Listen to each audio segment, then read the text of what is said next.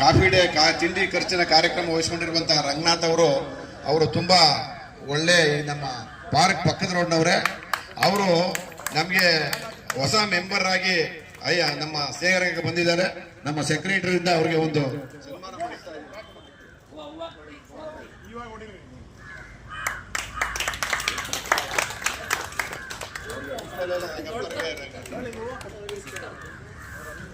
ತಗೊಳ್ಳಿ ಒಂದು ಫೋಟೋ ಮನೆ ಮುಂದೆ.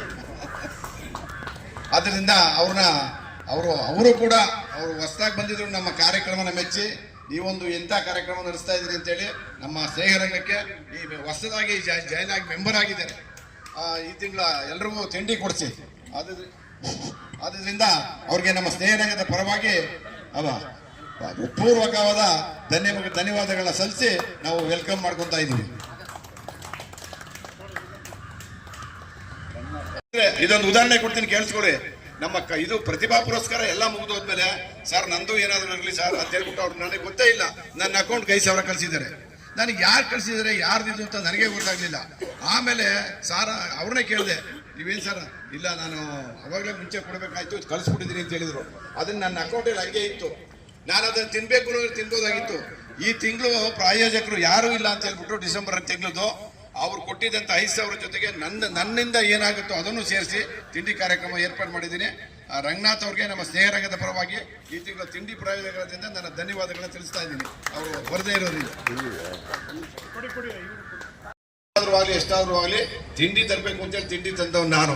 ಆ ತಿಂಡಿ ಕಾರ್ಯಕ್ರಮ ನಡ್ಕೊಂಡು ಹೋಗ್ತಾ ಇದೆ, ನಾವೆಲ್ಲರೂ ನಡೆಸ್ಕೊಂಡ್ ಬರ್ತಾ ಇದೀವಿ.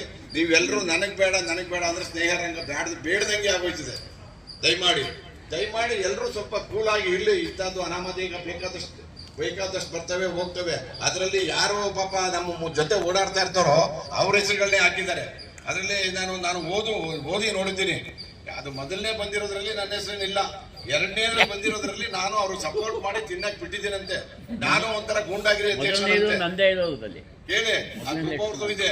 ನಾನು ಒಂಥರ ಸುಬ್ರಹ್ಮಣ್ಯ ಅವರು ಕೂಡ ಬಂದಿಲ್ಲ, ಅವರು ಕೂಡ ಹುಟ್ಟುಹಬ್ಬದ ಶುಭಾಶಯಗಳನ್ನ ಕೋರ್ತಾ ಇದ್ದಾನೆ. ಹಾಗೆ ಸುಪ್ರಭಾ ರವಿಕುಮಾರ್ ಅವರು ಕೂಡ ಬಂದಿಲ್ಲ, ಅವ್ರಿಗೂ ಕೂಡ ತಮ್ಮೆಲ್ಲರ ಪರವಾಗಿ ಹುಟ್ಟುಹಬ್ಬದ ಶುಭಾಶಯಗಳನ್ನ ಕೋರ್ತಾ ಇದ್ದೇನೆ. ಇನ್ನು ಎಂದಿನಂತೆ ಬಹುಶಃ ನಮ್ಮ ನಾಡಿನಲ್ಲಿ ಬಹಳಷ್ಟು ಪ್ರಸಿದ್ಧಿಯನ್ನು ಹೊಂದಿ 92 ಇಸ್ವಿನಲ್ಲಿ ನಾವು ಬೆಂಗಳೂರು ಮೆಟಲ್ ಅಸೋಸಿಯೇಷನ್ ಅಂತ ಬೆಂಗಳೂರಲ್ಲಿ ಮಾಡಿದ್ವಿ. 300 ಜನ ಸದಸ್ಯರಿದ್ರು. ಅಂದರೆ ಸ್ಟೀಲ್ ಪಾತ್ರೆ, ಕುಕ್ಕರು ಯಾರ್ಯಾರು ಮಾಡ್ತಾರೆ ಎಲ್ಲ ಅಂತ. ಅದು ನಾವು ಸ್ಟಾರ್ಟ್ ಮಾಡಿದಾಗ ಅಲ್ಲಿ ನಮ್ಮ ಹತ್ರ ತಗೊಂಡಿದ್ದೆಲ್ಲ 300 ರೂಪಾಯಿ ತಗೊಂಡ್ವಿ. ಸಮ್ ಅಮೌಂಟ್ ಬಂತು ಅವಾಗ. ಅದು ಎಕ್ಸ್ಟೆಂಡ್ ಆಗ್ತಾ ಹೋಗ್ತಾ ಅದನ್ನ ಮನಸ್ಸಿಗೆ ಹಚ್ಕೊಳ್ಬಾರ್ದು. ನಮ್ಮ ನಗೆಕೂಟದಿಂದ ಯಾರು ಈ ಕೆಲಸ ಮಾಡಿಲ್ಲ. ನಮ್ಗೆ ತುಂಬಾ ಒಂಥರ ಅಣ್ಣ ತಮ್ಮಂದ್ರು ಅಕ್ಕದ ಒಂಥರ ವಿಶ್ವಾಸವಾಗಿ ನಾವು 15 ವರ್ಷದಿಂದ ನಾವು ಇಲ್ಲಿ ಬಂದು ನೋಡ್ತಾ ಇದ್ದೀವಿ. ಹಾಗಾಗಿ ನಮ್ಮ ನಗೆಕೂಟದವರು ಕೂಡಿ 10 ಜನ ಬಂದೇ ಬರ್ತೀವಿ ಪ್ರತಿ ಸಲ ಮೀಟಿಂಗಿಗೆ. ಅಂದ್ರೆ ಆ ವಿಶ್ವಾಸ ಪೂರ್ವಕ ಒಂಥರ ಅಣ್ಣ ತಂಗಿ ತರ ಅಕ್ಕ ತಮ್ಮನ ತರ ಇದ್ದೀವಿ. ಹಾಗಾಗಿ ನಮ್ಮ ನಗೆಕೂಟದಿಂದ ಯಾರು ಈ ಕೆಲಸ ಮಾಡಿಲ್ಲ. ಧನ್ಯವಾದಗಳು ಮೇಡಮ್. ಸೃಷ್ಟಿ ಆಯ್ತು.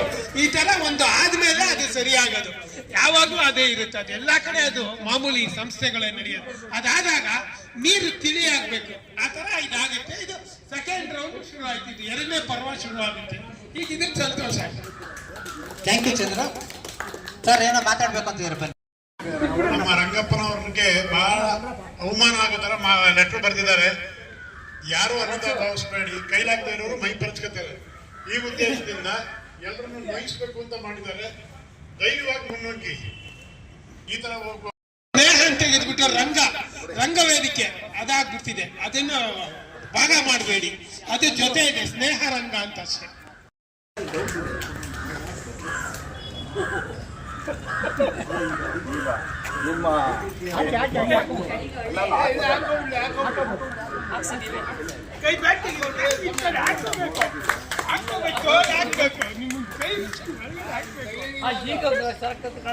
ಮತ್ತೆ ಇನ್ನೊಂದು ವಿಷಯ, ಕರೋನಾ ಪೀರಿಯಡ್ ಅಲ್ಲಿ ನಮ್ಮ ಕಾರ್ಯದರ್ಶಿ ಪ್ರಭುನ ನಾವು ಕಳ್ಕೊಂಡ್ವಿ. ಹಾಗಾಗಿ ಮುಂದಿನ ಕಾರ್ಯದರ್ಶಿ ನಾವು ಯಾರನ್ನ ಮಾಡಬೇಕು ಅಂತ ಅಂದಾಗ ನಮಗೆ ಬಂದಿದ್ದು ಬಹುಶಃ ಆ ಕಾರ್ಯದರ್ಶಿ ಹುದ್ದೆ ನಮ್ಮ ಅಧ್ಯಕ್ಷರು ನನಗೆ ಕೊಟ್ಟರು, ನೀನು ಮಾಡು ಅಂತ ಹೇಳಿ. ಆದ್ರೆ ಮಾಡಿದ್ರು ಅವ್ರನ್ನ ಕರೆದಿದ್ದೀವಿ, ಅವ್ರು ಬರ್ಲಿ, ಆಮೇಲೆ ನೋಡ್ಕೊಳ್ಳೋಣ. ಈಗ ತಮ್ಮೆಲ್ಲರ ಅಭಿಪ್ರಾಯದ ಪ್ರಕಾರ ಸ್ನೇಹರಂಗ ಹೇಗಿತ್ತು ಅದೇ ರೀತಿ ನಡ್ಕೊಂಡು ಹೋಗ್ತಾ ಇರುತ್ತೆ. ತಾವೆಲ್ಲರೂ ಇದಕ್ಕಿನ್ನ ಹೆಚ್ಚಿನ ರೀತಿಯಲ್ಲಿ ಸಹಕಾರ ಕೊಡಬೇಕಾಗಿ ತಮ್ಮಲ್ಲಿ